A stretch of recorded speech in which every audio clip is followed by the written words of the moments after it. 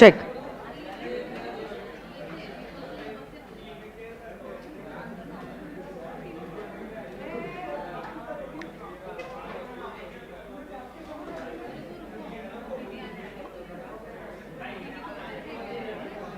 Check.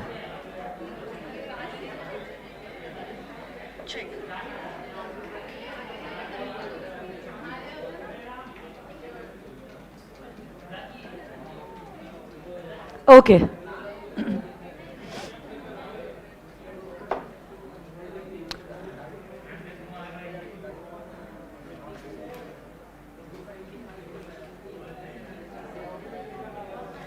So, very good afternoon to all my dear friends.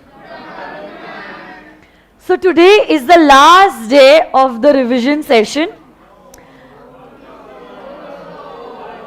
at the end of which I will also be sharing certain study tips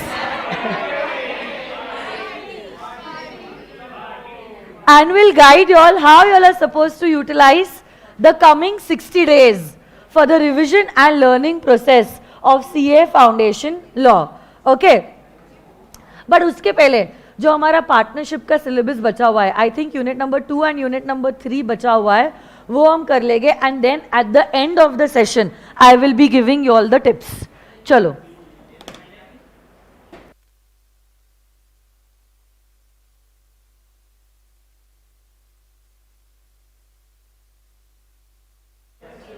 चलो. So I am on chart number 3.4. As you all know, you all have to sit straight like good children. Your eyes and ears open, and your only concentration has to be on the subject of law. And yes, don't forget that this revision is for you, not for me. Chalo, aa jaiye. Chart number 3.4. General duties of partner. 4 general duty होती है हर एक partner की. सबसे पहली बात तो जब कभी भी वो बिजनेस करता है, he has to make it sure that he is doing business for the greatest common advantage. मतलब basically he is not thinking about himself कि मैं ज्यादा से ज्यादा केक अपने लिए कैसे ले लूं, ऐसा नहीं सोच रहा है. वो ऐसे सोच रहा है कि सभी का फायदा कैसे हो and how to overall increase the size of the cake. Along with that, whenever he is doing business, he has to do the business in good faith. Trust maintain करना है. अगर कुछ बुक्स मांगे गए हैं, true and fair information provide करना है. So these are the 4 general duties that every partner has in a partnership firm. कभी कभार ऐसा हो सकता है कि किसी पार्टनर ने कुछ तो कांड किया है, फ्रॉड किया है, और इसी फ्रॉड के वजह से फर्म को नुकसान हुआ है. कांड किसने किया है? और इसी कांड के वजह से, इसी फ्रॉड के वजह से फर्म को नुकसान हुआ है. जब हमें इस हरकत के बारे में पता चलता है कि पार्टनर ने ये हरकत करने के वजह से, देखो फ्रॉड किया है मतलब जो भी हरकत उसने की है क्या जानबूझ के की है? उसको पता था कि जो वो कर रहा है वो गलत है, बट फिर भी उसने वो गलत काम किया है जिसके वजह से फर्म को नुकसान हो गया है.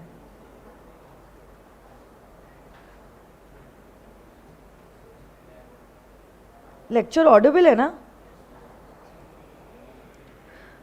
Check. Somebody is calling me again and again. कल का लेक्चर एक्चुअली अनलिस्टेड हो गया because I had played a song on yesterday's class, तो वो कॉपीराइट इशू आ गया जिसके वजह से वो पब्लिक नहीं हो रहा है. मैंने कल टेलर स्विफ्ट का सॉन्ग प्ले किया था जो काफी फेमस है, बहुत सारे कॉपीराइट इश्यूज आ गए थे and that is why it is not getting listed again. Okay, whoever is calling me, please stop calling me. Okay. So yes,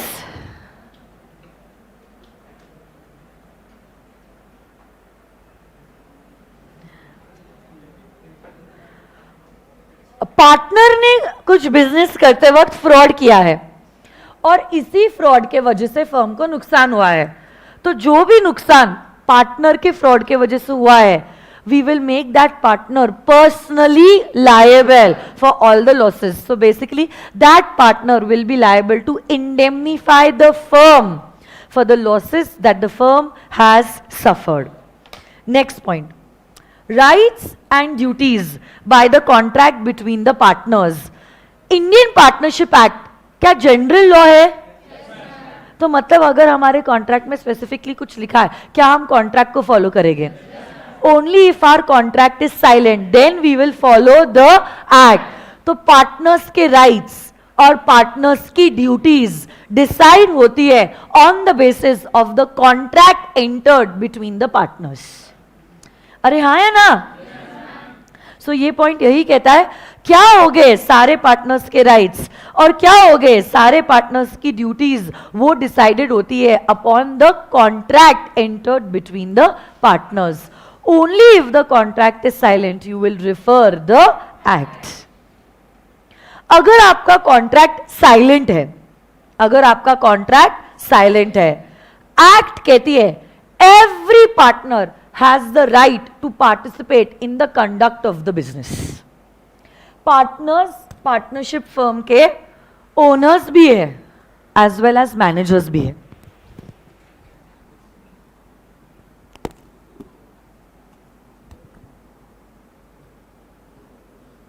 कितनी गरीबी हूं मैं, देखो माइक भी नहीं मिल रहा है मुझे.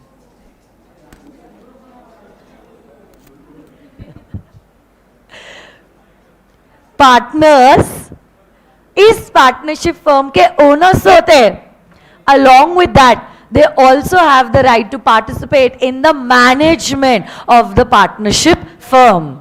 Every partner has the right to participate in the management of the partnership. Yes, along with that my dear friends, every partner has the right to be consulted. कोई भी डिसीजन अगर लिया जाता है, ये डिसीजन लेने के पहले हम सभी पार्टनर्स का ओपिनियन लेंगे और मेजॉरिटी से हम डिसीजन लेंगे. वॉइस मिसमैच हो रही है.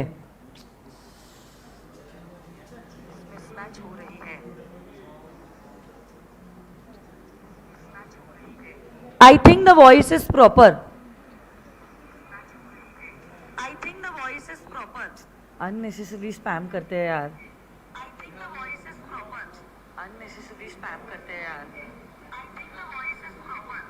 अननेसेसरी स्पैम करते हैं यार.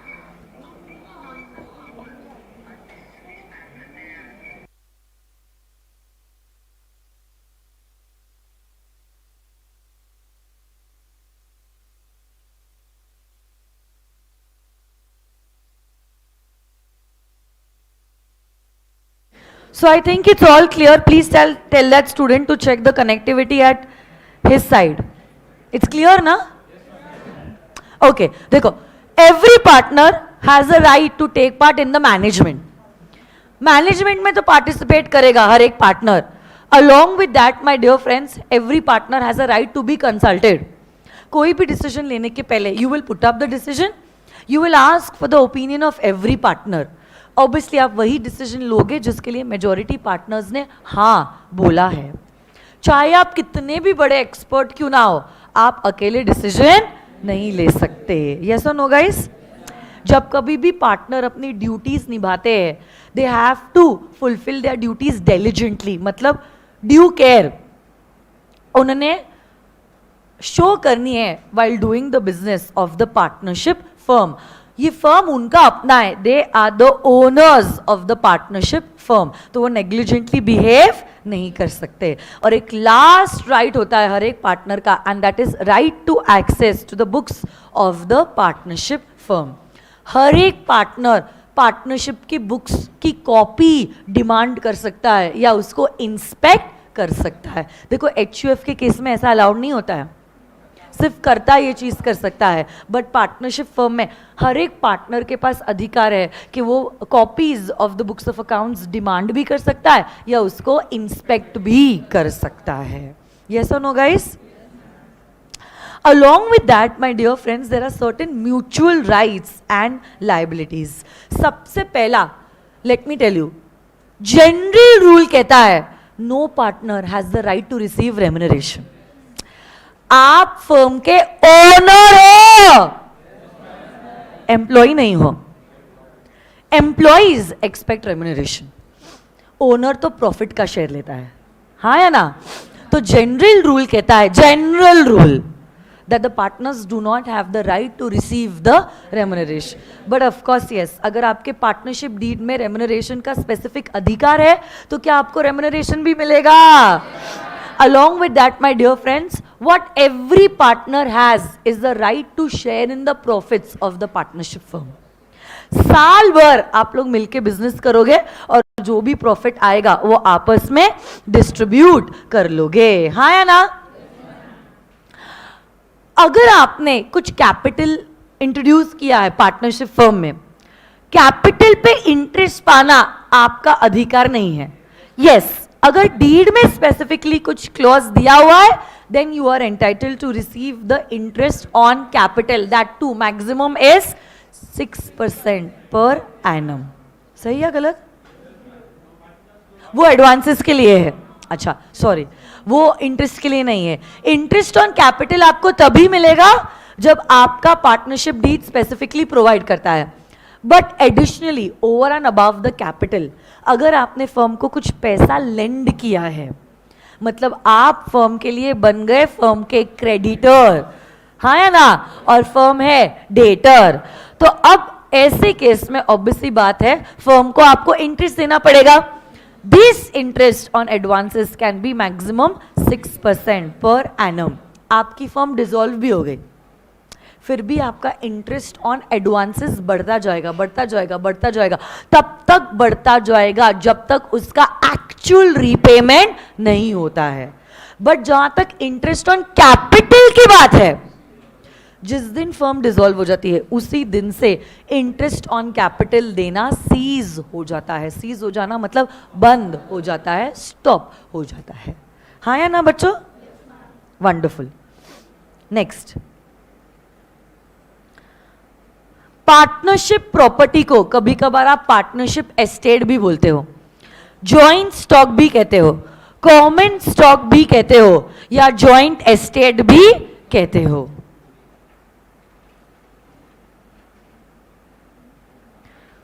Shivam, please concentrate on the revision that I am doing.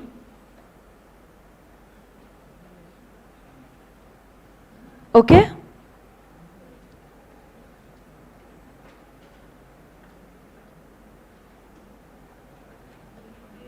Okay.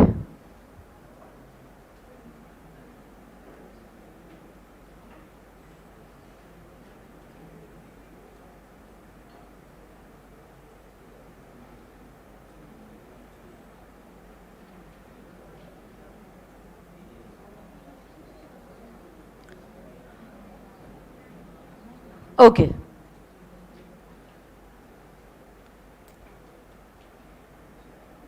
Shirin आपकी कनेक्टिविटी का कुछ इशू है। All others are replying that there is no voice mismatch. So Shireen, you need to check the connectivity from your end. Lecture को बंद करके वापस चालू कर दीजिए।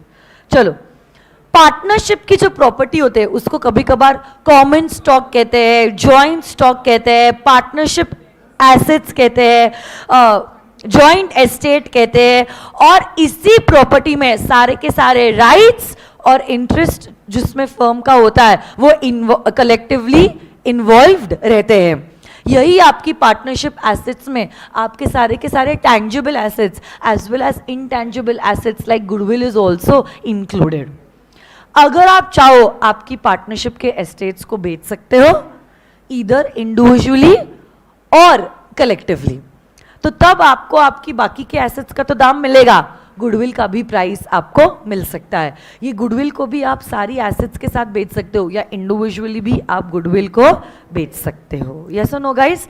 आपकी पार्टनरशिप की प्रॉपर्टी सिर्फ और सिर्फ पार्टनरशिप का बिजनेस करने के लिए ही इस्तेमाल की जा सकती है।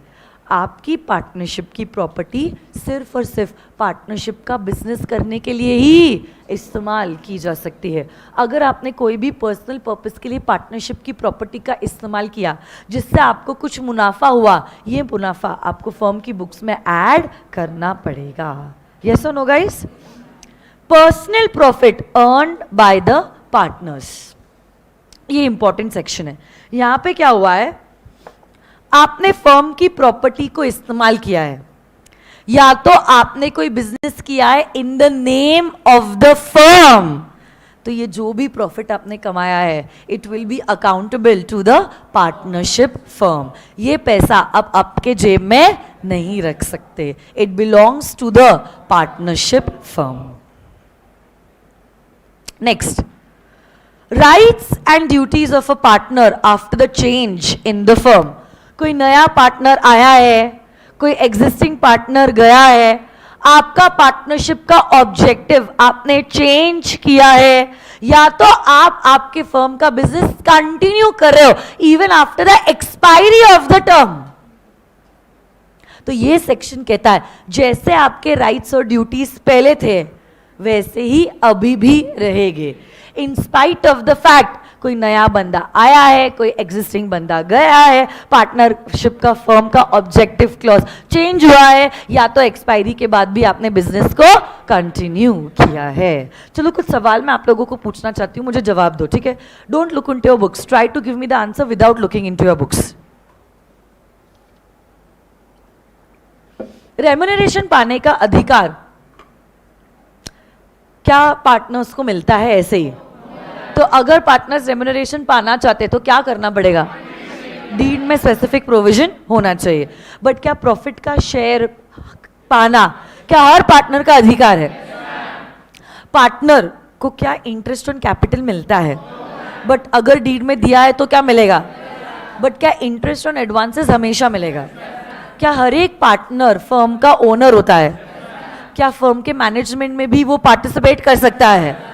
डिसीजंस जो होते हैं क्या मेजोरिटी से लिए जाते हैं? अगर आप इकलौते बहुत एक्सपर्ट हो तो भी क्या आपके ओपिनियन अकेले से क्या डिसीजन लिया जाएगा? You still have to ask the other partners before taking the decision. Partnership की प्रॉपर्टी क्या एक पार्टनर को बिलोंग करती है? Does it belong to the firm? Firm मतलब क्या ऑल द पार्टनर्स टुगेदर? क्या आप पार्टनरशिप की प्रॉपर्टी पर्सनल पर्पस के लिए यूज कर सकते हो? अगर आपने कर भी दिया जिससे आपको कुछ फायदा हुआ, क्या ये फायदा आपको फर्म के बुक्स में अकाउंट करना पड़ेगा? अगर आपने फर्म के नाम पे कुछ बिजनेस किया है, क्या ये पैसा फर्म को ही बिलोंग करेगा? आप आपके जेब में ये पैसा नहीं रख सकते. कोई नया पार्टनर आया है, कोई एग्जिस्टिंग पार्टनर गया है, ऑब्जेक्ट चेंज हुआ है, या तो आपने फर्म के टर्म के एक्सपायरी के बाद भी बिजनेस कंटिन्यू किया है, जैसे राइट्स और ड्यूटीज पहले थे क्या अभी भी वैसे ही रहेंगे?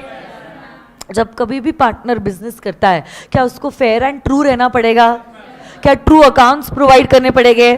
क्या पार्टनरशिप के ग्रोथ के लिए डिसीजंस लेने पड़ेंगे? खुद का फायदा बाद में और पहले फर्म का फायदा देखना पड़ेगा. आपकी हरकत की वजह से अगर फर्म को कुछ नुकसान हुआ है, will you be liable to make good the losses to indemnify the partnership firm? हाँ या ना? बोलो. अगला point, relation of partners to third parties. हर एक पार्टनर क्या फर्म का एजेंट माना जाता है? ये तो हमने कल भी रिवाइज किया था. It is one of the cardinal principles of partnership law. Mutual agency उसको बोलते हैं. क्या बोलते हैं?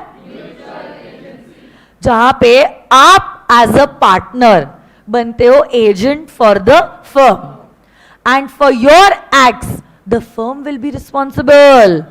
For your acts the firm will B, firm मतलब सारे पार्टनर्स विल बी रिस्पॉन्सिबल. काम किया है आपने, बट क्या सारे पार्टनर्स रिस्पॉन्सिबल रहेंगे? अरे हाँ है ना?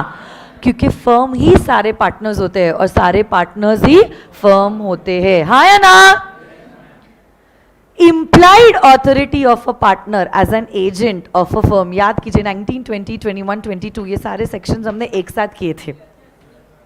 देखो, पार्टनर के पास वही सारे बिजनेसेस करने का अधिकार है, इम्प्लाइड अधिकार है, जो जरूरी है करने का to conduct the usual course of business. जो भी फर्म का बिजनेस है उस बिजनेस को कंडक्ट करने के लिए जो सारी चीज़ें आपको लगती है वही चीज़ें करने का आपके पास अधिकार होता है, वही चीज़ें करने का आपके पास अधिकार होता है। ये जनरल रूल है। इनफैक्ट लॉ मेकर सेक्शन 19 में कहते हैं कुछ चीज़ें होती है जिनको करने का अधिकार हमने पार्टनर को दिया ही नहीं है। कुछ चीजें होती है जिनको करने का अधिकार हमने पार्टनर को दिया ही नहीं है। कौन सी चीजें करने का अधिकार पार्टनर्स के पास नहीं होता है? फर्म के नाम पे इमूवेबल प्रॉपर्टी को खरीदना, इमूवेबल प्रॉपर्टी को बेचना, फर्म के नाम पे किसी को स्यू करना, किसी ने किसी के अगेंस्ट जो केस फाइल किया है उसको विड्रॉ कर देना, कुछ क्लेम को रेलिंक्विश कर देना, बैंक अकाउंट फर्म के बिहाफ पे ओपन करना इन योर ओन नेम। अरे हाँ या ना? Entering into a partnership on behalf of the firm, ये सारी चीजें आपको करने का इम्प्लाइड पावर नहीं है। अगर आप ये करना चाहते हो इसका एक्सप्रेस पावर आपको लेना पड़ेगा। यस और नो गाइस? वापस से देखो,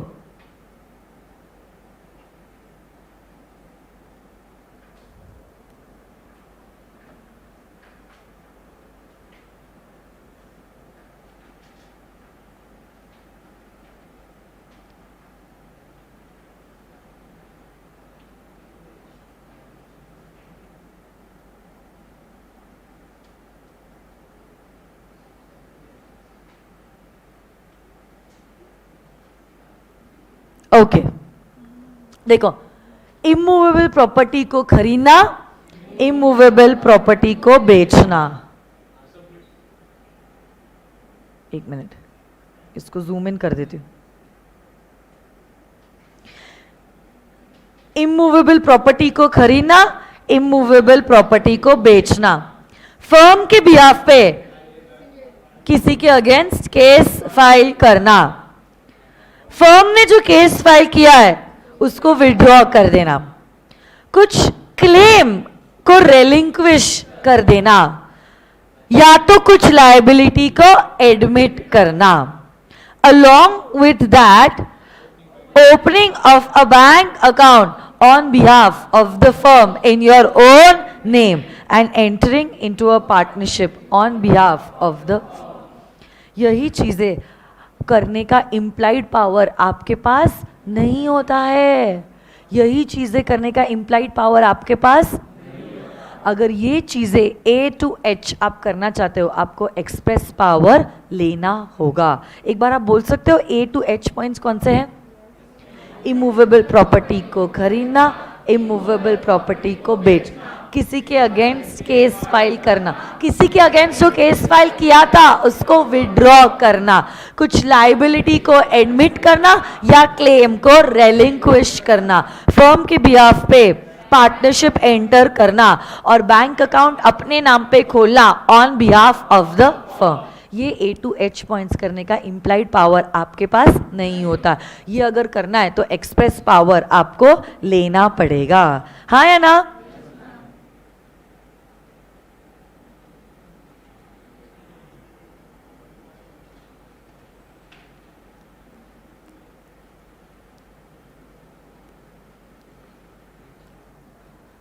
बट अगर आपका पार्टनरशिप का बिजनेस कमर्शियल नेचर का है, commercial, you are dealing in goods, हमने कुछ चीजें करने का पावर आपको इम्प्लाइडली दे दिया है। गुड्स को बेचना, गुड्स को लाना, गुड्स को प्लेज करना, नेगोशिएबल इंस्ट्रूमेंट्स को ड्रॉ करना, बोरोइंग लेना, ये सारी चीजें करने का पावर हमने आपको दिया है। अगर आपकी firm is carrying on some commercial nature business, that is it is into the dealing of goods. हाँ या ना? आपकी जो ऑथोरिटी होती है उसको हम बढ़ा भी सकते हैं और घटा भी सकते हैं। मतलब हम उसको एक्सटेंड भी कर सकते हैं या रिस्ट्रिक्ट भी कर सकते हैं। अगर थर्ड पार्टी को ये रिस्ट्रिक्शन के बारे में पता था, अगर थर्ड पार्टी को रिस्ट्रिक्शन के बारे में पता था तो क्या होगा? फर्म इज, बट अगर थर्ड पार्टी को इस रिस्ट्रिक्शन के बारे में नहीं पता था then the firm will be liable. अगर कोई इमरजेंसी की सिचुएशन आ चुकी है तो इमरजेंसी के सिचुएशन में लॉ मेकर आपको पावर देते हैं, आप हर वो कोई चीज़ कर सकते हो in order to protect the interest of the partnership firm. तो आप वो हर हरकत कर सकते हो ताकि फर्म को कम से कम नुकसान हो। Basically you have to act as a person with a little common sense, okay, not ज़्यादा, लिटिल कॉमन सेंस। तो अगर थोड़ा सा भी कॉमन सेंस है तो as a person who is prudent वो क्या करता नुकसान ना होने के लिए, वही सारी चीजें आपको यहां पे करनी पड़ेगी। यस और नो गाइस?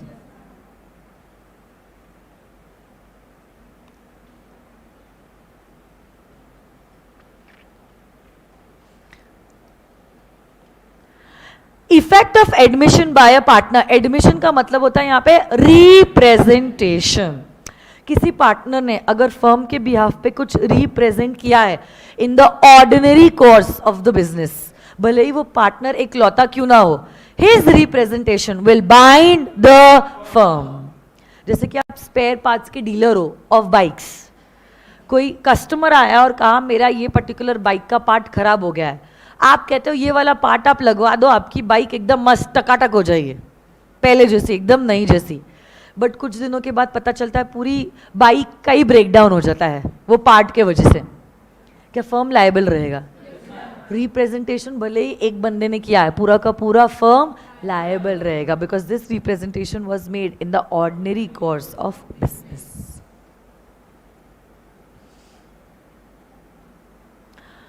अगर एक्टिव पार्टनर ने कुछ फ्रॉड किया है, so basically the active partner has the notice of the fraud. It will be assumed that all the partners knew about the fraud. So basically any notice about any fraud to an active partner is a notice to the firm as a whole. माना जाएगा जैसे कि पूरे के पूरे firm को इस बारे में पता है। पार्टनर्स की लाइबिलिटी कैसी होती है? And joint and sever. Usually they are liable in an equal proportion. हाँ है ना? बट अगर आपका कॉन्ट्रैक्ट स्पेसिफिकली कुछ प्रपोर्शन कहता है तो क्या उस प्रपोर्शन में उनकी लाइबिलिटी अराइज होगी? Okay, wonderful. आगे,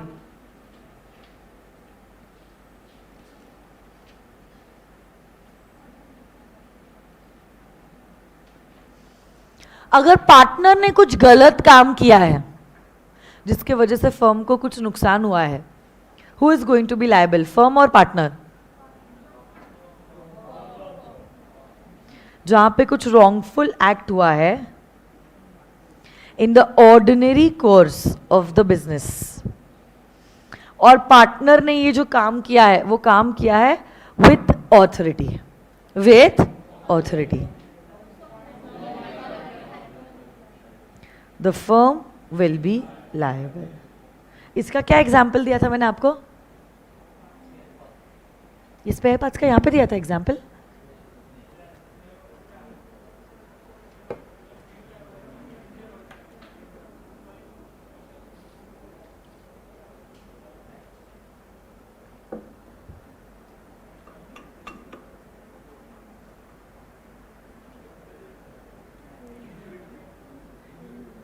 किसका? हाँ,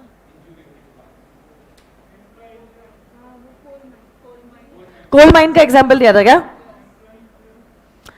कि कोल माइन में आपने फैसिलिटीज प्रोवाइड नहीं की जिसके वजह से कुछ एम्प्लॉयज का नुकसान हो गया, तब ऐसे केस में who is going to be liable? The firm will be liable. माइन का दिया था ना?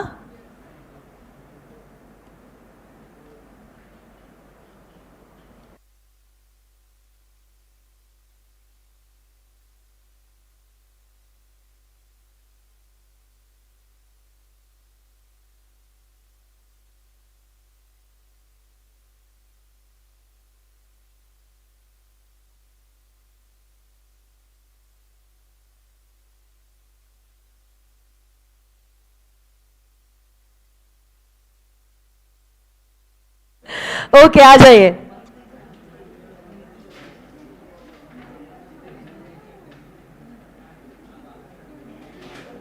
क्या कर रहे हो?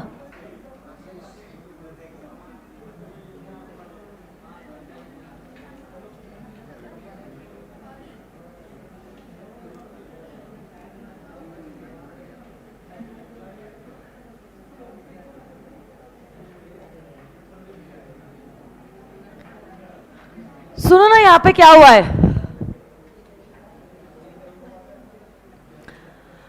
पार्टनर को कुछ पैसा मिला है on behalf of the firm और पार्टनर ने उसको मिसअप्लाई कर दिया है, पार्टनर ने उसको मिसअप्लाई कर दिया है। अब ऐसे केस में या तो हमने किसी पार्टनर को दिया है पैसा फर्म के बिहाफ पे किसी और को देने के लिए और पार्टनर ने उस पैसे को अपने पास ही रख लिया और वो किसी और को पैसा दिया ही नहीं। ऐसे केस में अब सवाल उठता है, सपोज थर्ड पार्टी ने फर्म के अगेंस्ट केस फाइल किया, क्या थर्ड पार्टी फर्म के अगेंस्ट केस फाइल कर सकती है और क्या थर्ड पार्टी को फर्म से ये पैसा मिल सकता है? दोनों भी सवालों के जवाब है यस। देखो पार्टनर ने क्या किया, ये पार्टनर और फर्म का आपसी मामला है, बट जहां तक थर्ड पार्टी की बात है, थर्ड पार्टी फर्म को लायबल ट्रीट कर सकती है और थर्ड पार्टी फर्म से ये पैसे ले सकती है। लेटर ऑन फर्म पार्टनर से पैसा लेगा वो अलग बात है, but right now third party के इंटरेस्ट को प्रोटेक्ट करने के लिए हम कह सकते हैं कि थर्ड पार्टी जो है वो फर्म से पैसे ले सकती है। हाँ, rights of transfer of partners interest, मैंने मलाइका अरोरा खान का एग्जाम्पल दिया था। 3 भाई है, एक भाई ने अपना जो पार्टनरशिप का इंटरेस्ट है वो अपनी वाइफ के नाम पे ट्रांसफर कर दिया, याद है आपको? Sohail, Sahil and Salman, and one of the brothers transferred his interest in the partnership firm to his wife Malaika Arora Khan. तब ऐसे केस में सवाल उठता है, ये जो मलाइका अरोरा खान है कौन है ये?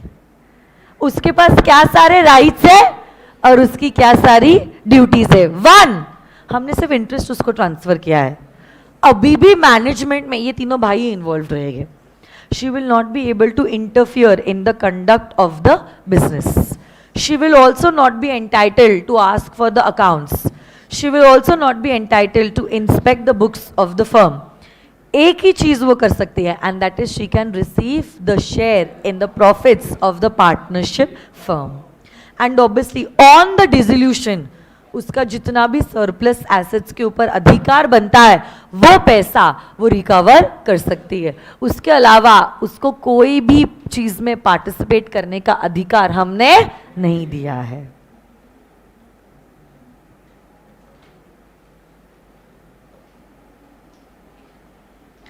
सेक्शन 30 माइनर के बारे में बात करता है, किसके बारे में? Can you create a partnership with a minor? But can you introduce a minor only for the profits of the partnership firm? अब देखो, आज वो बालक है, बट क्या जिंदगी भर बालक रहेगा? कभी ना कभी तो वो मेजर होगा, मतलब अक्ल आएगी, क्या सही है क्या गलत है। तो लॉ मेकर कहते हैं जैसे ही ये बच्चा मेजर बन जाता है या तो जैसे ही उसे पता चलता है कि वो किसी फर्म में पार्टनर है, whichever is later, whichever is, उसके 6 महीनों में उसको डिसाइड करना होगा whether he wants to continue और not continue as a partner in that partnership firm. वापस से बताओ क्या हो रहा है यहाँ पे? Minor has been admitted as a partner in the partnership firm. Minor ने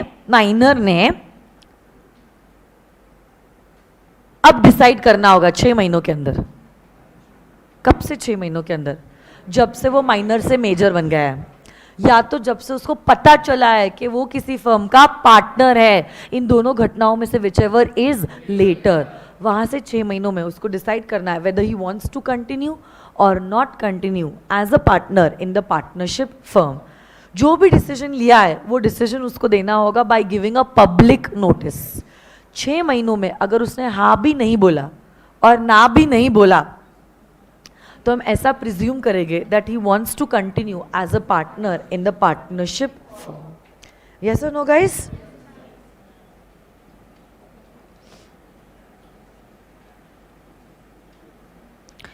सपोज माइनर पार्टनर बनने के लिए डिसाइड करता है, सपोज माइनर पार्टनर बनने के लिए डिसाइड करता है, he is going to become personally liable to third parties, क्योंकि पार्टनरशिप में पार्टनर्स की लाइबिलिटी अनलिमिटेड होती है. सो ये जो बालक है जो अब मेजर बन गया है वो भी पर्सनली लाइबल हो जाएगा to all the third parties from the time he was admitted for the benefits of the partnership firm. और उसका शेयर जैसा था फर्म में वो वैसा का वैसा ही रहेगा. बट ऐसा भी तो हो सकता है he decided that he does not want to continue as a partner in the partnership firm.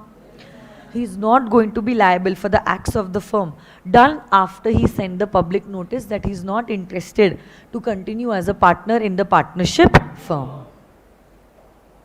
Obviously, he will be able to sue the other partners for his share in the profits of the partnership firm. Next. Introduction of a partner. कोई भी नए partner को add करना है कितने लोगों का consent लेना पड़ेगा? All the existing partners. ये नए पार्टनर की लाइबिलिटी कब से शुरू होगी? अरे जब से वो आया है. बट अगर वो चाहे वो अग्री कर सकता है कि उसके आने के पहले जो लाइबिलिटी इनकर की गई है उसमें वो पार्टिसिपेट करेगा and he will also be held liable. Otherwise, he will only be liable to all the liabilities incurred after he became a partner in the partnership firm. जब कभी भी एक्टिव पार्टनर रिटायर होता है, क्या active partner को public notice देने की जरूरत है? कुछ लोगों को पब्लिक नोटिस देने की जरूरत नहीं है, जैसे कि डोरमेंट पार्टनर रिटायर हो रहा है, किसी पर्सन की डेथ हो गई या कोई इंसॉल्वेंट डिक्लेयर हो गया, तब आपको पब्लिक नोटिस देने की ज़रूरत नहीं. जिस दिन आप रिटायर होते हो उसी दिन से आपकी लाइबिलिटी भी सीज हो जाती है. हाँ या ना? क्या हम किसी पार्टनर को एक्सपेल कर सकते हैं? Expulsion is possible only if majority of the partners have done the expansion and that too in good faith. Otherwise the expulsion will be null and void. कब माना जाएगा एक्सपेंशन गुड फेथ में है? Yes, he has been giving an opportunity of being heard, or this expulsion is in the interest of the partnership. और एक point है, you have given him a notice relating to the expulsion. ये सारी conditions जब पूरी होती है तभी माना जाएगा expulsion एक्ट के हिसाब से हुआ है और उसका रिमूवल वैलिड है. Otherwise it will be considered his removal is null, void, ab initio. याद कीजिए 3 पार्टनर्स थे, 2 पार्टनर्स की बीवियों का क्लब में झगड़ा हुआ, याद है? तोड़ा फोड़ी हुई, मारा मारी हुई. तो एक पार्टनर ने वो तीसरे पार्टनर के साथ डिसाइड किया कि हम इस पार्टनर को फर्म से निकाल देंगे. क्या ये एक्सपल्शन वैलिड है? This expulsion was not done in good faith. आगे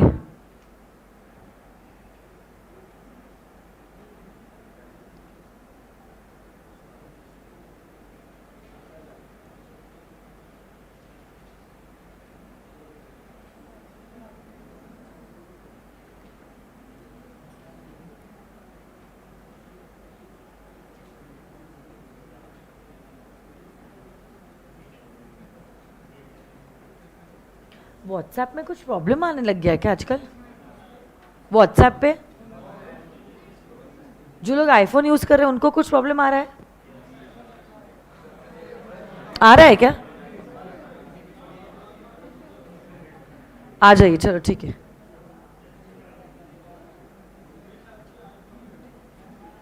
क्या हुआ?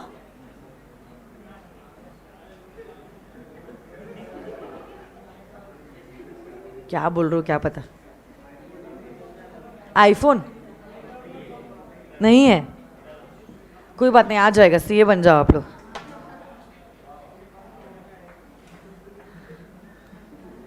मैंने भी सीए बनने के बाद अपनी कमाई से ही आईफोन लिया था, सच.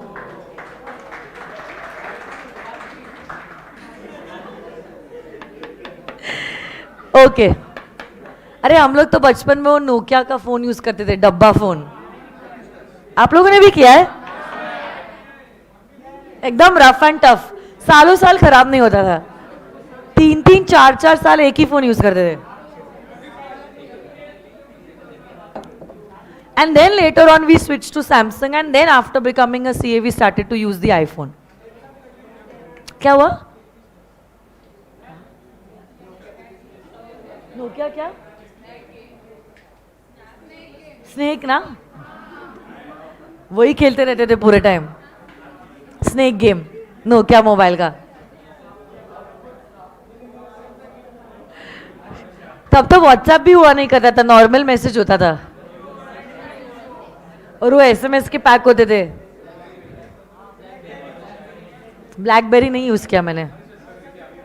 हर्षद सर ना, अभी क्या उनकी बात ही कुछ और है. क्या मैं गरीब हूँ, ब्लैकबेरी वगैरह की औकात नहीं थी मेरे. क्यों जले पे नमक छिड़क रहे हो? मजा आ रहा है आप लोगों को क्या?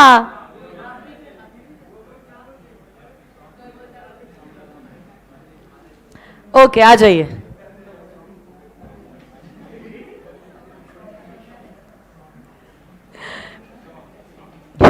सॉन्ग वापस से सॉन्ग प्ले करोगे ना, ये लेक्चर अनलिस्टेड हो जाएगा और बच्चों के कॉल और मैसेजेस आना चालू हो जाएंगे. मैम कल का लेक्चर अपलोड नहीं किया, कल का लेक्चर अपलोड नहीं किया. अरे जो अच्छे गाने रहते हैं ना, यूजुअली उन पे कॉपीराइट आ ही जाता है. somebody can come and sing a song तो कॉपीराइट नहीं आएगा. चलो ये क्या गाना गाएगा क्या? ये यूनिट तो कंप्लीट कर देते.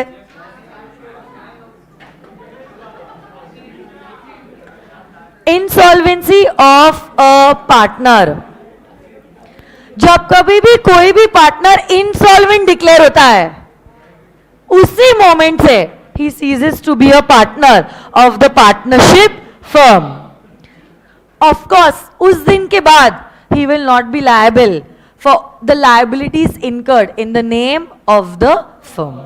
हाँ या ना?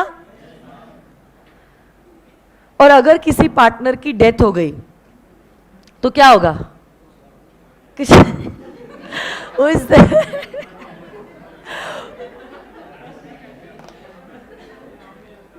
अगर आपके डीड में लिखा है तो किसी मेंबर के डेथ से फर्म डिसॉल्व नहीं होगा. The remaining partners will continue to do the business. And of course death के बाद जो भी लाइबिलिटीज इनकर होती है, दैट वो तो है ही नहीं इंसान, तो वो या तो उसके लीगल रिप्रेजेंटेटिव्स उस चीज के लिए लायबल नहीं, हिसाब किया जाएगा और लीगल रिप्रेजेंटेटिव्स को उसका हिस्सा दिया जाएगा. हाँ या ना?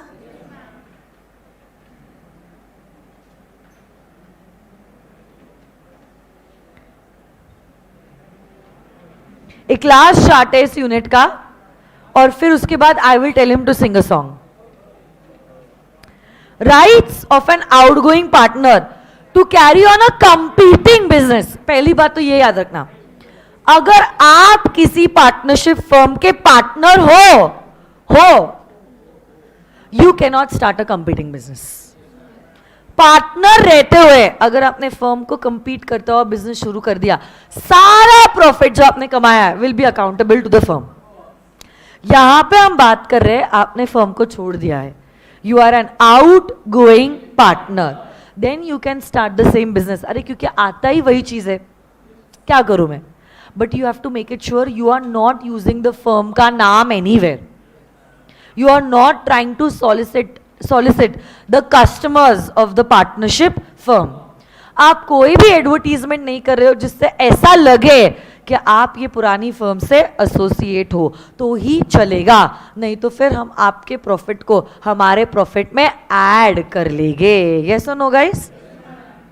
कभी कभार अगर आप चाहो आप पार्टनर के ऊपर रिस्ट्रेंट इन ट्रेड का अग्रीमेंट भी लगा सकते हो, but that has to be reasonable. Reasonable place and reasonable time. जन्मों जन्मों तक या जिंदगी भर आप नहीं कर सकते हो, ऐसा कोई रिस्ट्रिक्शन आप नहीं डाल सकते हो. It has to be reasonable. Reasonable जगह के हिसाब से भी और समय के हिसाब से भी. हाँ या ना? और ये अलाउड है, even allowed by the Indian contract act 1872. Yes और नो गाइस? अरे बोलो ना.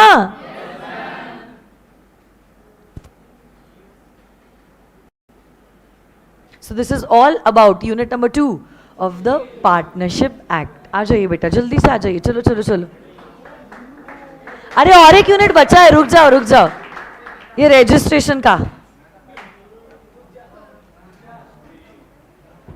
गाना तो गाने दो, फिर तालियां बजाओ आप इसके लिए. म्यूजिक लगाना है, थोड़ा कैमरा से खुफिया में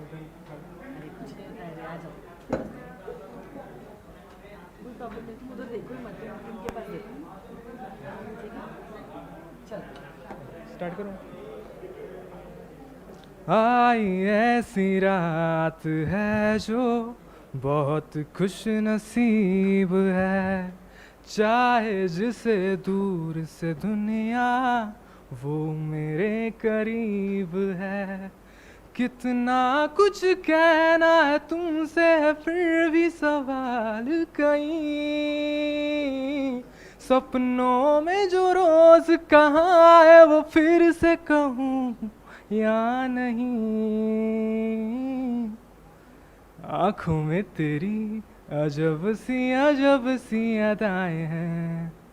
हो आँखों में तेरी अजब सी अदाएं हैं. दिल को बना दे जो पतंग, सांसें ये तेरी जो हवाएं हैं. दिल को बना दे जो पतंग, सांसें ये तेरी जो हवाएं हैं. तेरे साथ साथ कैसा कोई नूर छाया है, चांद तेरी रोशनी का हल्का सा एक साया है. तेरी नजरों ने दिल का किया जो हशर, असर ये हुआ अब इनमें डूब के हो जाऊं पार, यही है दुआ. आँखों में तेरी अजब सी अदाएं हैं. हो आँखों में तेरी अजब सी अदाएं हैं. दिल को बना दे जो पतंग, सांसें ये तेरी जो हवाएं हैं. दिल को बना दे जो पतंग, सांसें ये तेरी जो हवाएं हैं. Thank you. अरे कितना छुपा रुस्तम का लास्ट के लास्ट दिन का आया वो. इतने दिन से कहाँ छुपे हुए थे. कितना बढ़िया गाया उसने यार, बहुत अच्छी आवाज है बेटा आपकी, बहुत अच्छी आवाज है, बहुत ही बढ़िया.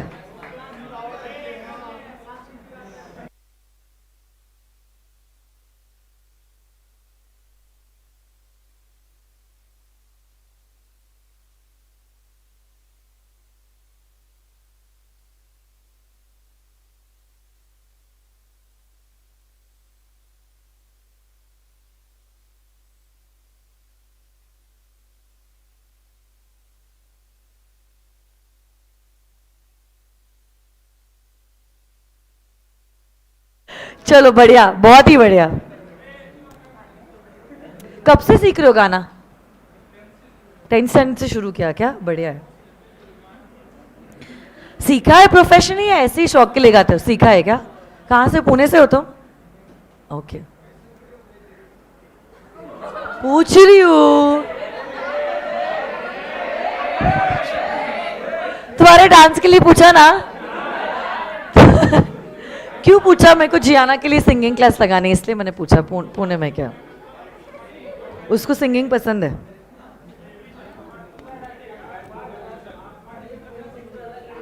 तो अगर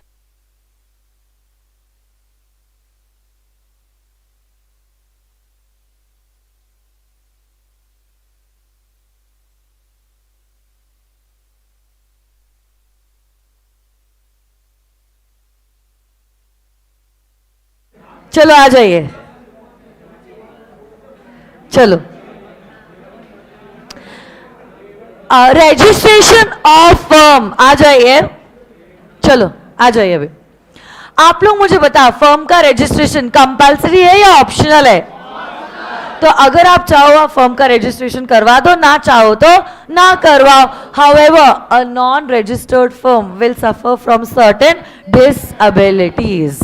सबसे पहली बात तो अगर आपका फर्म नॉन रजिस्टर्ड फर्म है, firm will not be able to file a case against any outsider, but still outsiders will be able to file a case against the firm.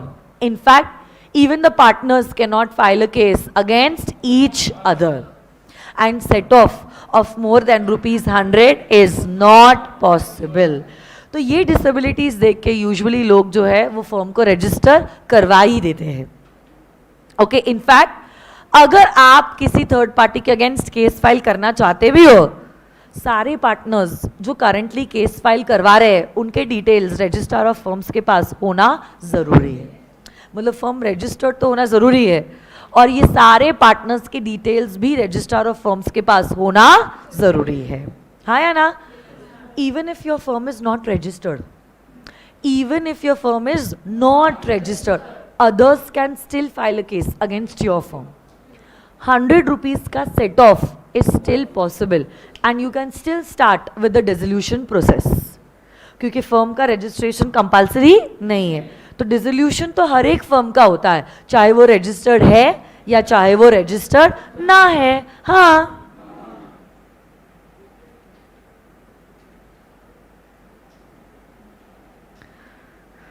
Dissolution of firm और dissolution of partnership दोनों same है या अलग अलग है?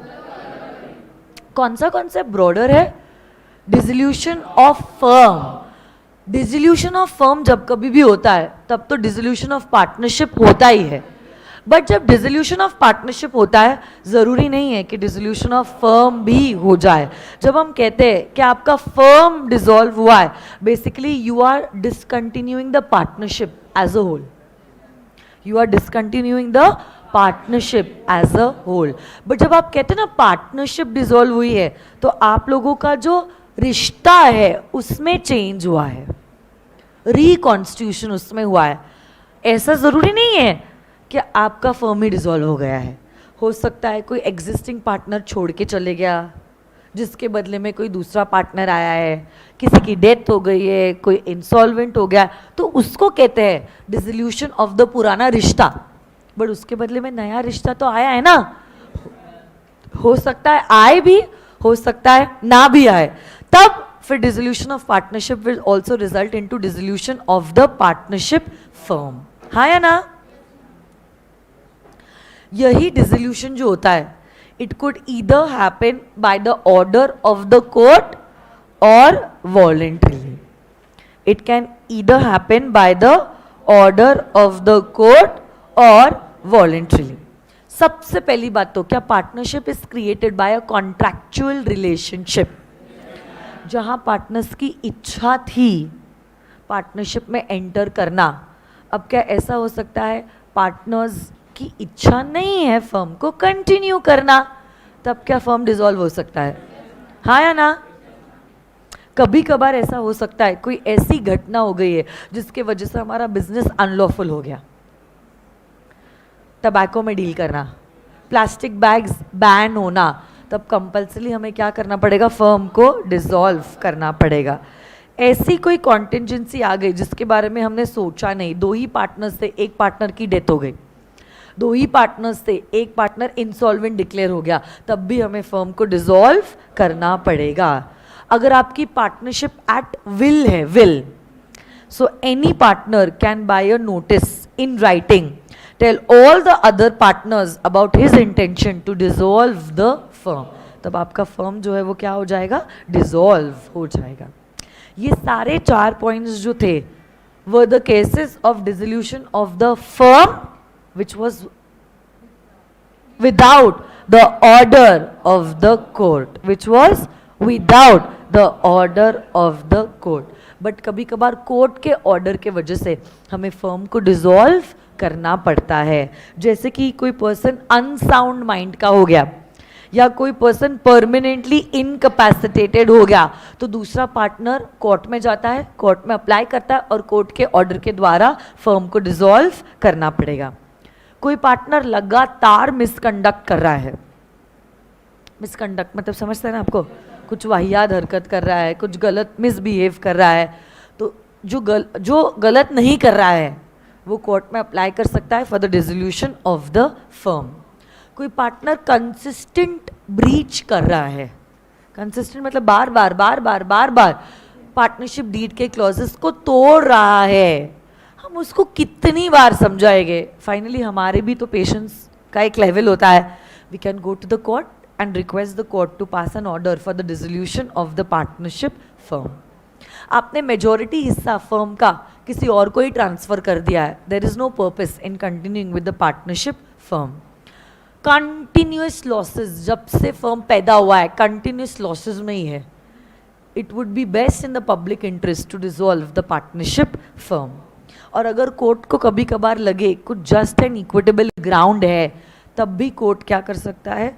Firm को dissolve करने का डिसीजन ले सकता है। जैसे कि there is a deadlock in the management, दो ही पार्टनर्स है और वो पार्टनर्स में कुछ अनबन हो गई, एक हाँ कह रहा है तो दूसरा ना कह रहा है, दूसरा हाँ कह रहा है तो पहला वाला ना बोल रहा है। जो ट्रस्ट के बेसिस पे आपने पार्टनरशिप को क्रिएट किया था वो ट्रस्ट ही खो गया, क्या कोई सेंस बनता है पार्टनरशिप को कंटिन्यू करने से? तो ऐसे केस में कोर्ट क्या कर सकता है? फर्म को डिसॉल्व करने का डिसीजन दे सकता है। हाँ, और एक लास्ट पॉइंट है which is relating to consequences of dissolution.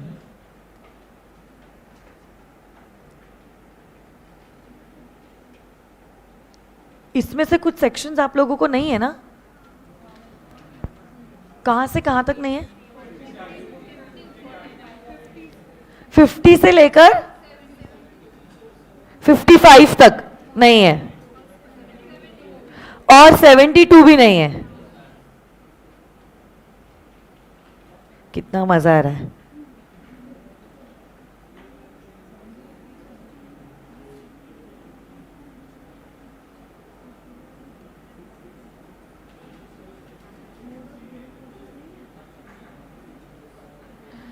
बराबर?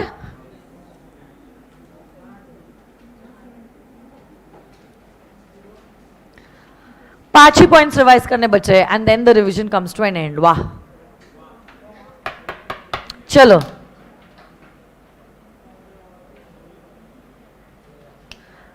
Liability of act of partners done after dissolution. Firm dissolve भी हो गया, उसके बाद भी आप लायबल रहोगे। कब तक लायबल रहोगे? जब तक आप पब्लिक नोटिस नहीं देते। डिसोल्यूशन की पब्लिक नोटिस देना जरूरी है।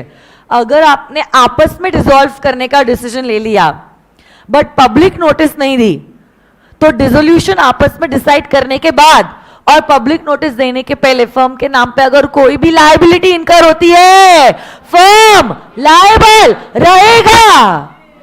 हाँ या ना? तो नोटिस देना जरूरी है। इनफैक्ट इवन आफ्टर डिसोल्यूशन आप फर्म को वाइंड अप करने के लिए जो स्टेप्स नेसेसरी है वो स्टेप्स आप उठा सकते हो, जैसे कि एसेट्स को बेचना, लायबिलिटीज को रीपे करना, सरप्लस पार्टनर्स को डिस्ट्रीब्यूट कर देना। हाँ या ना?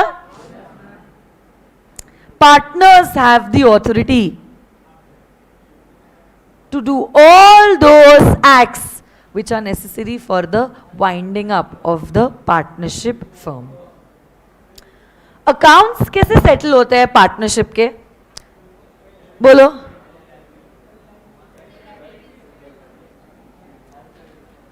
बोलो ना।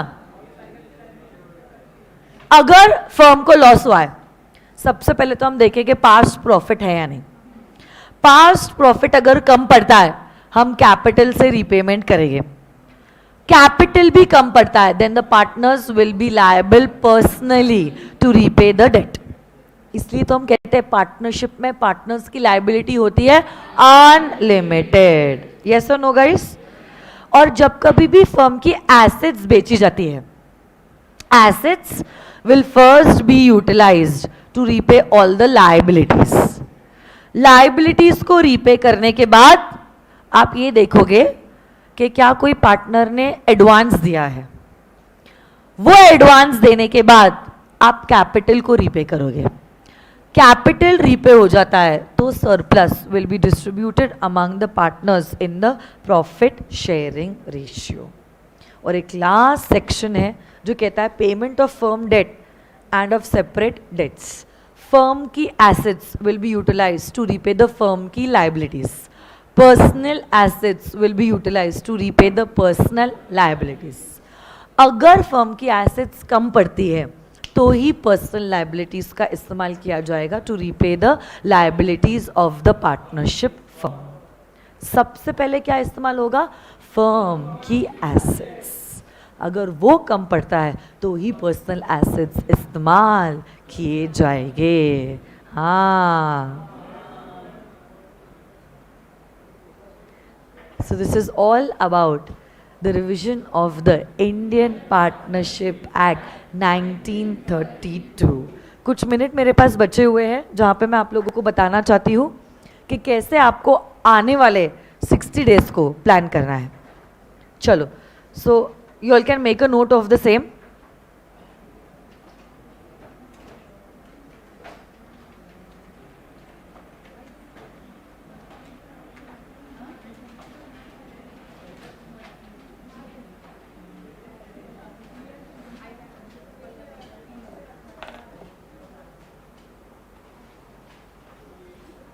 देखिए,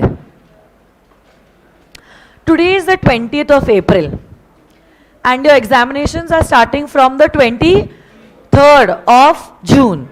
मतलब 20 तारीख से तो आप समझ लीजिए आप अकाउंट्स का प्रिपरेशन करना शुरू कर दोगे. सो रफली you have 60 days in your hands. 10 दिन तो आपको रिवीजन के लिए देने होंगे. अब मुझे नहीं पता, आई एम अज्यूमिंग कि आपका कुछ नहीं हुआ है, ठीक है. So this is only for law, not for BCR. Okay, BCR का भी देना है, ठीक है, फाइन.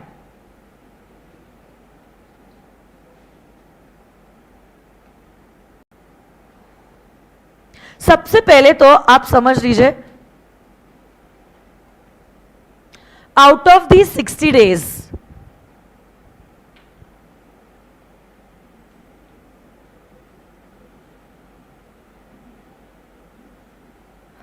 लर्निंग एंड राइटिंग के लिए आपको 50 दिन देने हैं और सिर्फ रिवीजन के लिए आपको देने हैं 10 दिन. 10 दिनों में आपका पूरा 100 मार्क का रिवीजन हो जाना चाहिए, 100 मार्क्स का.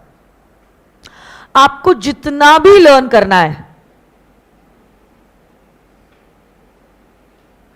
या जितनी भी राइटिंग प्रैक्टिस करनी है वो 10 जून तक हो जानी चाहिए. 10 जून के बाद आप सिलेबस का लर्निंग पे फोकस नहीं कर सकते हो, उतना टाइम ही नहीं बचाएगा. 10 दिन लगातार आपको देने हैं ओनली फॉर द रिविजन. अब देखो, ये 50 दिन का भी ब्रेकअप मैं आप लोगों को देना चाहती हूँ. ये revision will include revision you all can do from my chart book and you all can practice even from the RTP issued by the company, by the institute. Okay, ICI ने जो RTP issue किए ना आपके attempt के लिए, वहाँ से आप रिविजन कर सकते हो और ये चार्ट बुक से भी आप रिविजन कर सकते हो. जहाँ तक लर्निंग और राइटिंग की बात है, सबसे पहले I am assuming you will start with the Indian contract act. Okay, तो मेरा तो ये मानना है आप हर एक एक्ट को लो. ऐसा नहीं करना चाहिए कि आज सपोज मैंने अगर 3 घंटे लॉ को दी है, अज्यूम मैं 2 घंटे इंडियन कॉन्ट्रैक्ट एक्ट करूंगी, 1 घंटा सेल ऑफ गुड्स एक्ट करूंगी. ऐसा प्रिंसिपल आप मत फॉलो कीजिए. If you are taking one act, you follow that act का रूटीन ओनली. अगर आप कोई भी एक्ट ले रहे हो ना, आप उसी एक्ट का रूटीन फॉलो कीजिए. सो 50 डेज में you compulsory have to give 2 hours for this subject. In fact, if you can make it 2 hours would be law and 50 days 1 hour will be BCR. क्योंकि BCR also comprises of 40 marks. You cannot take it for granted. कुछ बच्चे क्या करते हैं, सिर्फ law पे focus करते हैं और BCR पे फोकस नहीं करते हैं. You cannot get good marks in law itself. Try to understand law सिर्फ 60 मार्क्स का है. अगर आप पूरा 60 मार्क्स भी अटेम्प्ट करोगे आपको पूरे 60 मार्क्स नहीं मिल सकते हैं. ये इकोनॉमिक्स या अकाउंट्स या मैथमेटिक्स का पेपर नहीं है. It's a subjective and a theoretical paper. So if you attempt for 100 you can think about 70 marks. If you attempt 60 you cannot even get 40 marks. Try to understand this. So you have to give equal weightage to even BCR. BCR is for 40 marks. And believe me, जिन लोगों की at least English strong है, BCR is like a gold mine. क्योंकि कम मेहनत में आपको ज़्यादा marks मिल रहे हैं. कम मेहनत में आपको मिल रहे हैं ज़्यादा मार्क्स. सो अभी तक आपने इंग्लिश पे फोकस नहीं किया, इट इज़ ओके. बट आने वाले 50 दिनों में आपको 50 घंटे BCR के लिए तो देने ही पड़ेंगे. गेटिंग दिस और नो माय डियर फ्रेंड्स? सबसे पहले start with the Indian contract act.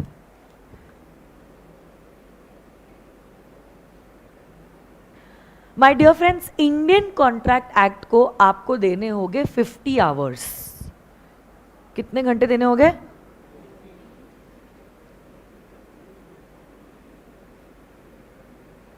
मतलब आपके 50 में से 25 दिन तो इसमें ही चले जाएंगे. मैं आवर्स में दूं या डेज में दूं? ठीक है. अरे 25 डेज इंटू 2 आवर्स, क्योंकि लॉ के लिए आप 2 घंटे दे रहे हो ना. ये 25 दिनों में आपको पूरा का पूरा इंडियन कॉन्ट्रैक्ट एक्ट कंप्लीट करना होगा. ये 25 दिनों में आपको पूरा का पूरा इंडियन कॉन्ट्रैक्ट एक्ट जो है वो कंप्लीट करना पड़ेगा. अब देखो, ऐसा नहीं होना चाहिए कि आप 50 दिन 2 घंटे बुक को लेके सिर्फ आंखों के सामने बैठे हो. बिकॉज अगर आप फिजिकली प्रेजेंट हो और मेंटली एब्सेंट हो, it's not going to solve the purpose. मेरे हिसाब से तो आपने कितने घंटे पढ़ाई की है उससे ज़्यादा इंपॉर्टेंट ये होता है कि आपने कितने इफेक्टिवली पढ़ाई की है. अगर आप लॉ में 6 घंटे भी दे दो बट आपका बस एक ही पेज होगा तो क्या मतलब होगा? कहने के लिए बस 6 घंटे है बट आउटपुट आपका सिर्फ एक पेज हुआ है. So what is more important is that your number of hours is not important, how effectively you are studying is important. तो ये तो रफ आइडिया है जो मैंने आपको कहा है कि 25 days into 2 hours you have to finish with the syllabus of the Indian Contract Act 1872. But now you have to decide कि आपके पास 50 घंटे है और आपके पास 6 यूनिट है, 6 यूनिट्स है. तो ये 25 डेज में कोई भी हालत में आपको 6 यूनिट कंप्लीट करने हैं. ये 25 डेज में कोई भी हालत में आपको कंप्लीट करने होंगे ये 6 यूनिट्स. ये 6 यूनिट्स में भी ना सबसे ज़्यादा समय आपको यूनिट नंबर 1 और यूनिट नंबर 3 में लगने वाला है. सबसे ज़्यादा समय आपको लगने वाला है यूनिट नंबर 1 में और यूनिट नंबर 3 में. तो मेरे हिसाब से तो unit number 1 and unit number 3 5-5 दिनों में हो जाना चाहिए. मतलब 5 days continuously unit number 1, 5 days continuously unit number 2. लिख दूं क्या मैं? अगर आपका 5 दिन में नहीं हुआ ना यूनिट नंबर 1, आप दिन भर लो बट यूनिट नंबर 1 आपका 5वें दिन कंप्लीट हो जाना चाहिए. Because 6 day you have to start with unit number 2. ठीक है? So you have to keep on updating this schedule according to how much you are actually finishing. बहुत डिटेल में मैं दे रही हूँ, इससे डिटेल में कुछ नहीं हो सकता है. इंडियन कॉन्ट्रैक्ट एक्ट के 6 यूनिट है. यूनिट 1, 2,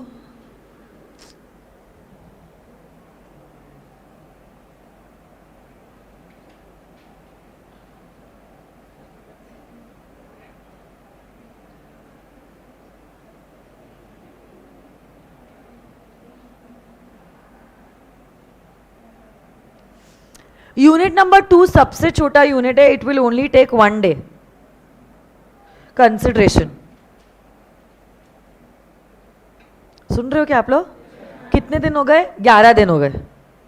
यूनिट नंबर 4 जो है 4 is relating to performance, 5 is relating to breach जो बहुत छोटा है, and 6 is relating to contingent and quasi contract. इसके लिए आपको लगेंगे 3 दिन।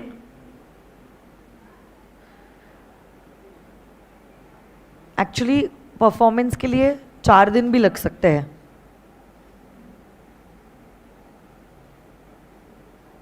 ये जो यूनिट नंबर 5 है ये 2 दिनों में हो जाएगा, and contingent and quasi contract के लिए रिमेनिंग डे कितने दिन बचते हैं? राइटिंग प्रैक्टिस भी करनी ना आपको। 25 में से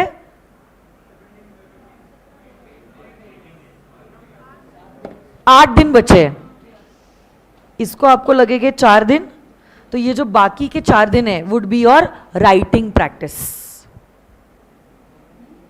राइटिंग प्रैक्टिस भी करना है ना।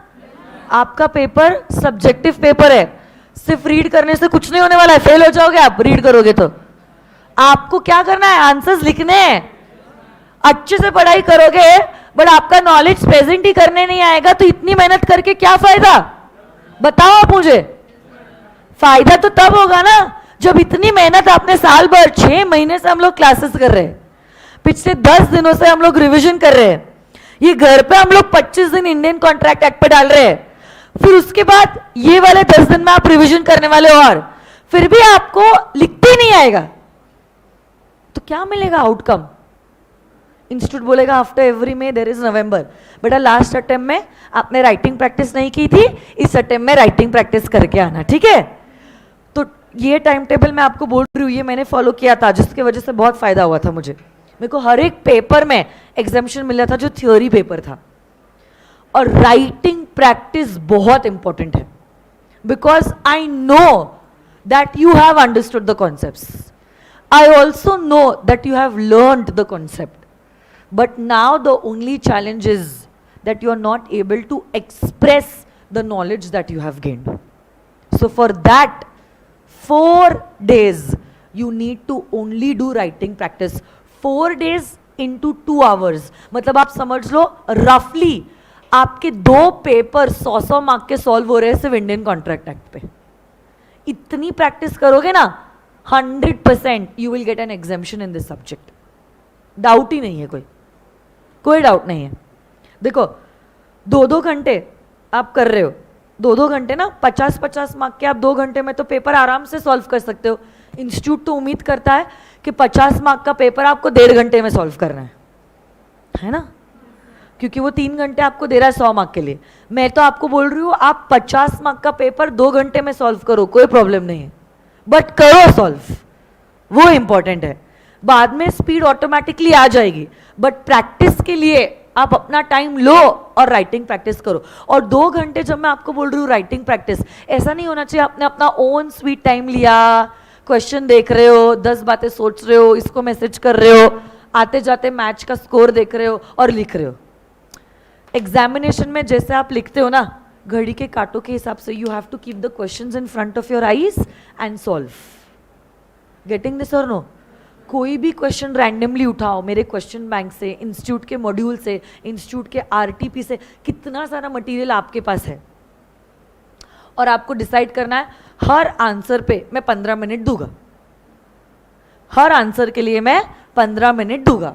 और ऐसे आपको क्या करना है, आपको सॉल्व करने 8 answers in 2 hours. You have to solve 8 answers in 2 hours. ऐसे कितने दिन आपको देने हैं? 4 दिन। घड़ी के कांटों के हिसाब से ये सारे क्वेश्चंस कौन से सॉल्व कर रहे हो आप? इंडियन कॉन्ट्रैक्ट एक्ट 1872 के। ऐसा नहीं होना चाहिए आधा आधा घंटा आप एक एक आंसर के लिए ले रहे हो। अब आपने खुद सेल्फ स्टडी की है इन 21 डेज में इंडियन कॉन्ट्रैक्ट एक्ट की, आपको ये जवाब लिखते आने चाहिए। मटेरियल आप कोई भी इस्तेमाल कर सकते हो। इंस्टीट्यूट के मॉड्यूल में हर यूनिट के बाद क्वेश्चंस होते हैं। आपके अटेम्प्ट की आरटीपी आई है, वो आरटीपी आप इस्तेमाल कर सकते हो। पिछले 2018 में सबसे पहली बार फाउंडेशन का कोर्स आया है। आप कोई भी इंस्टीट्यूट का पेपर उठा सकते हो और इंडियन कॉन्ट्रैक्ट एक्ट से रिलेटेड क्वेश्चंस आप देख सकते हो और उसके जवाब आप लिख सकते हो। ये 4 दिनों में आपको सिर्फ राइटिंग पे प्रैक्टिस करनी है। ये राइटिंग प्रैक्टिस आपको ये एक्ट का कॉन्फिडेंस देगा और उसी के बाद आप दूसरी एक्ट की तरफ जाओगे।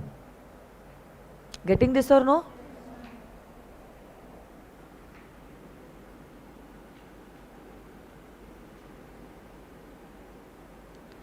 राइटिंग प्रैक्टिस, और ये 2 hours 8 क्वेश्चंस ईच। ये फंडा हर एक एक्ट के लिए यूज होने वाला है। Next,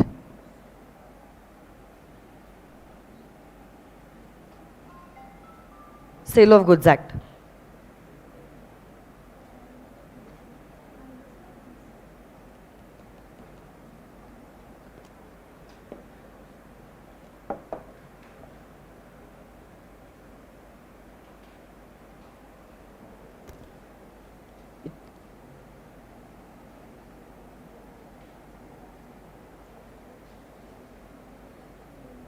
sale of goods act में आपको 4 यूनिट्स है। सेल ऑफ गुड्स एक्ट में आपको कितने यूनिट्स है? 4 यूनिट्स है। उसमें से सबसे डिफिकल्ट यूनिट जो है दैट इज यूनिट नंबर 3, जिसके लिए सबसे ज्यादा टाइम लगने वाला है। 1, 2 और 4 काफी इजी है।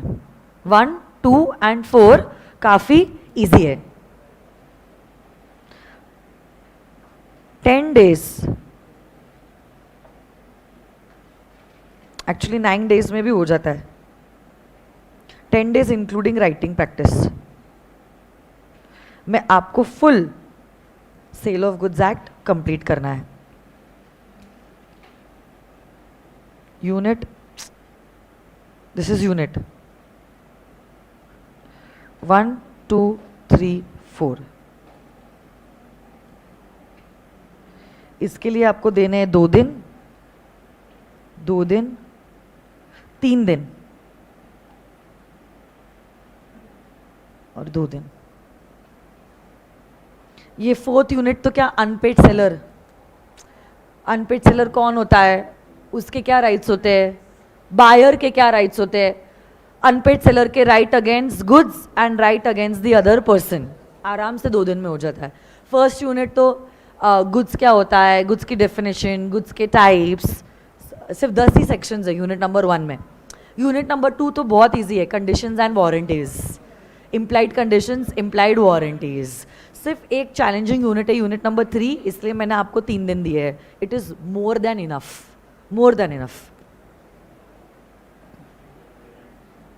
And 1 day would be writing practice. Same logic, 1 day sale of goods act की राइटिंग की जाएगी। 2 घंटे में आपको कितने क्वेश्चंस करने हैं? 8 क्वेश्चंस करने हैं। नेक्स्ट,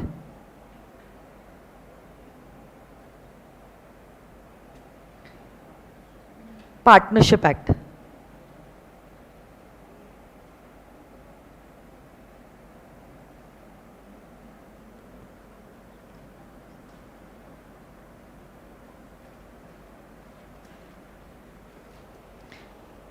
पार्टनरशिप एक्ट में तो 3 ही यूनिट्स है।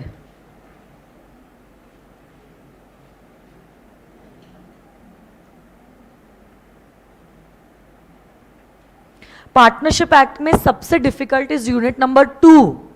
यूनिट नंबर 1 और यूनिट नंबर 3 काफी इजीली हो जाता है।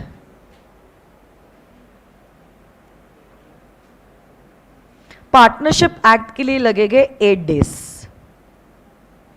Including the writing practice.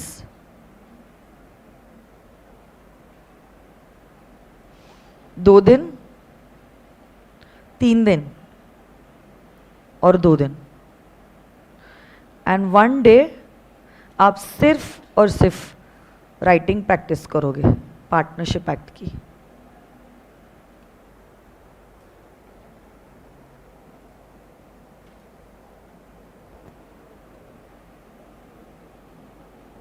Then you have companies act. हाँ, और एलएलपी भी है ऑफ कोर्स। कंपनीज एक्ट जो होता है आपको लगेगा कंपनीज एक्ट के लिए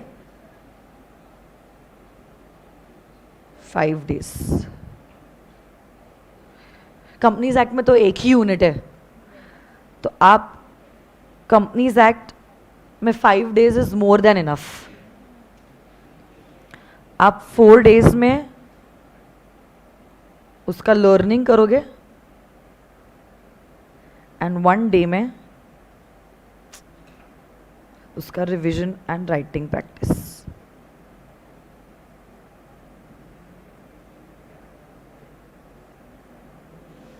And the last act is the LLP Act.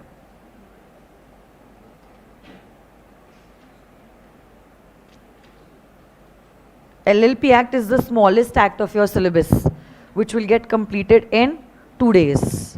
जिसमें से 1 day would be learning and the remaining 1 day would be writing.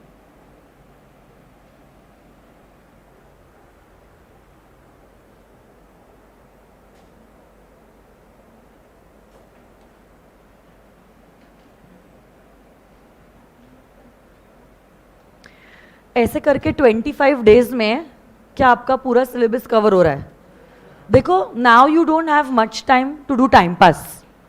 Now you have to feel the heat of the competition and the examinations are on head. So जब आप पढ़ाई भी करते हो, you can not study taking your own sweet time.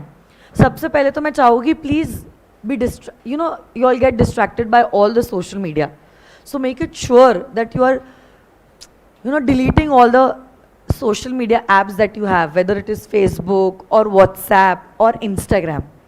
क्योंकि बार बार, या तो फिर अभी आजकल के ज़माने में तो नेटफ्लिक्स है, सोनी लिव है, ये सब, या please please just delete it.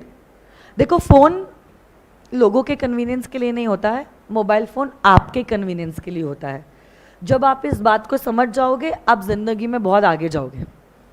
You have purchase the phone for your convenience, not for others convenience. तो जब आपको ज़रूरत है तभी आप फ़ोन के पास जाइए. जब आपको किसी को कॉल करना है, आपको किसी से कुछ काम है, या आपको किसी से बातचीत करनी है relating to some important point. अगर आप घर पे पढ़ाई कर रहे हो, मैं तो रेकमेंड करूँगी just switch off your phone. जब आपको ब्रेक लेना है तब आप ऑटोमेटिकली फ़ोन शुरू कर सकते हो, डेटा ऑन कर सकते हो, तो आपको व्हाट्सएप के मैसेजेस आ जाएंगे. जो भी इंसान को आपके पास पहुंचना है वो इतने एफर्ट्स ले लेगा कि वो आपके पास या तो मम्मी के फ़ोन से, पापा के फ़ोन से, भैया के फ़ोन से, दीदी के फ़ोन से या लैंडलाइन फ़ोन से आपसे कनेक्ट कर लेगा. People are selfish. You have to make it sure that आपको कितने लोगों को आपकी लाइफ की एक्सेसिबिलिटी देनी है in the coming 60 days. Because these 60 days are going to play a really important role in your life. तो आपको ध्यान देना पड़ेगा और आपकी प्रायोरिटीज आपको ही सेट करनी पड़ेगी. Nobody is going to do that for you. क्योंकि अगर आप आपका खुद का स्क्रीन टाइम चेक कर लो, 3 घंटे से ज़्यादा ही स्क्रीन टाइम होता है आप लोगों का. उतना ही समय अगर आपका पढ़ाई में इन्वेस्टेड होगा, आप सोच लिए 3 घंटे into 60 days is giving you additional 90 hours. कुछ बच्चों का तो 5-5, 6-6 घंटे स्क्रीन टाइम होता है. और क्या आपको मिलने वाला है? रणबीर ने क्या कपड़े पहने थे, आलिया ने क्या कपड़े पहने थे, शादी में किसको इनवाइट किया था, किसने क्या ड्रेसअप किया था, किसने किससे मेकअप किया था, उससे आपको क्या मार्क्स मिलने वाले हैं? So just forget it. All these things are not going to matter. What is going to matter is 1 mark, क्योंकि बाद में एक मार्क के लिए बच्चा रोता है. So please sacrifice all the social media. It's just a matter of 60 days. अपना पूरा ध्यान इमोशनल, फिजिकल एंड मेंटल सिर्फ आपके पढ़ाई में लगा दीजिए. 2 घंटे अगर पढ़ना है, you have to make it sure मुझे फर्स्ट यूनिट का इतना खत्म करना है, और आपको कोई भी हालत में उसको करना ही होगा. नहीं हुआ तो आप बाकी सारी चीज़ों पे कॉम्प्रोमाइज़ कीजिए. चाहे फिर वो आपके फ्रेंड्स के साथ गपशप करने का टाइम है, या तो फिर आपकी नींद का समय है, या तो आपके खाने का समय है, फिर खाते खाते भी पढ़ाई कीजिए. ऐसा आपका एटीट्यूड होना ज़रूरी है. बट जब तक मेरा इतना कंप्लीट नहीं हुआ तब तक मैं सोऊंगा नहीं, यही अगर आपका एटीट्यूड है तो ही कुछ बात बनेगी, नहीं तो it's not going to be possible. आज तक अगर आपने लाइटली लिया है चल जाएगा, बट ये 60 डेज को आप लाइटली नहीं ले सकते हैं. गेटिंग दिस और नो? पक्का? कम से कम आपको प्लान करना पड़ेगा कि दिन भर में आप कम से कम, मैं कह रही हूँ कम से कम 12 घंटा तो पढ़ाई कर रहे हो. अगर आप 14 कर सकते हो क्या बात है, nothing like it. But minimum what I am expecting is 12 hours study. It could also go up to 14 hours. आप लोगों के लिए 6 घंटे की नींद काफ़ी हो गई है. 6 घंटे से ज़्यादा even a single minute if you sleep is going to be a luxury right now. मैं हमेशा के लिए नहीं कह रही हूँ. Right now when you have only 60 days remaining for the examination, any minute that you sleep more than 6 hours is going to be a luxury which is going to cost you 6 months. बाद में रोते बैठोगे, उसके बदले अभी मेहनत कर लो आप. 6 महीने is too much of time for your life. क्योंकि जवान हो आप लोग, जवानी के 6 महीने आप खो रहे हो, ये समझ लो आप, which you will regret throughout your life. और मैं नहीं चाहती हूँ ये आप करो. अभी तक अगर आपने लॉ के सब्जेक्ट को लाइटली लिया है तो भी चलेगा, बट अगर अभी आप लाइटली लोगे आप फेल होने वाले हो. मैं मुंह पे कह रही हूँ आपके. I don't want to make you feel good. कौन है? I don't want to make you feel good. This is a reality check. And now it is important because it's your life and your career. अगर आप serious नहीं होगे, nobody is going to be serious for you. So you have to have that determination, you have to do certain sacrifices, and that then only you are going to get something in return. अगर आप sacrifice नहीं करोगे, don't expect that you are going to get good numbers or you will pass in the first examination. You make it sure कि इतना target मैंने set किया है और मुझे वो कंप्लीट करना ही है, और अगर मैंने नहीं किया, I am not going to sleep, or I'm not going to have my dinner, or I'm not going to go out, or I'm not going to do anything else. Getting this or no? चलो बस फिर हमारा सफ़र यहीं पे complete होता है. All the very best for your examination, and for the face-to-face kids, I will be available in the office. If you have any hurdles, you can always connect to me, okay? So all the very best. Stay inspired, stay blessed. Thank you so much. All the best. Party करेंगे ना बेटा, आप clear तो हो जाओ.